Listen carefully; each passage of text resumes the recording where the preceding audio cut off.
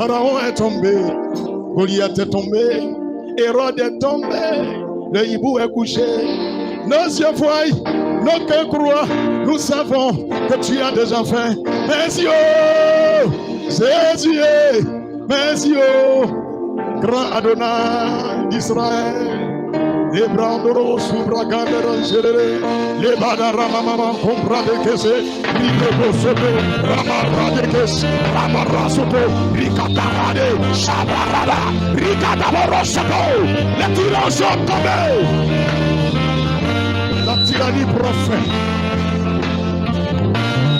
le royaume des ténèbres prophète. Il y a eu un temps dans ce pays où le mal dominait le bien, où les gens de mauvaise vie avaient raison sur ceux qui avaient la bonne vie, où ceux qui mentaient contrôlaient le pays et ceux qui disaient la vérité allaient en prison. Les choses ont changé. La mort de Ayatollah de l'Iran est un grand signe pour l'univers. Allez dire à tous les présidents d'Afrique et du monde entier, leur nouvelle a sonné. Celui qui s'amuse sera frappé. Celui qui joue mourra dans son propre palais, dans sa propre chambre, sur son lit.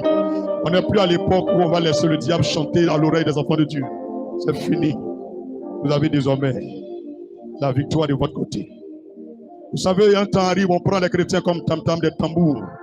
Mais l'heure est arrivée où celui qui tapait le tambour sera lui-même tapé. Comprenez qu'il n'y a rien au hasard. Pendant 36 ans, cet homme a régné sur l'Iran, le royaume des Perses et des Mèdes. C'est ça dans la Bible. Là où la reine Adassa a été enterrée, sa tombe a été bafouée. Les chrétiens ont été vilipendés. Plus de 300 000 personnes ont été égorgées, éventrées, enterrées vivantes dans ce pays. Les Africains, poussés par leur sorcellerie et leur idiotie, conduits par leur ventre et leur soif dans l'ignorance, ne cherchent pas à comprendre l'histoire. Mais j'aimerais dire à tout le corps de Christ, c'est un grand revers pour Satan et ses agents. Allez dire à tous ceux qui sont dans l'Orient et dans le Moyen-Orient, la paix arrive à eux.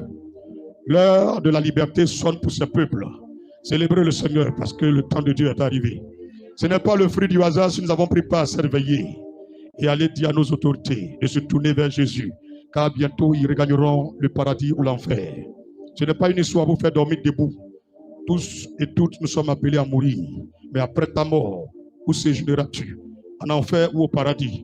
Ce n'est pas une question de beaucoup d'argent ou j'ai beaucoup de connaissances.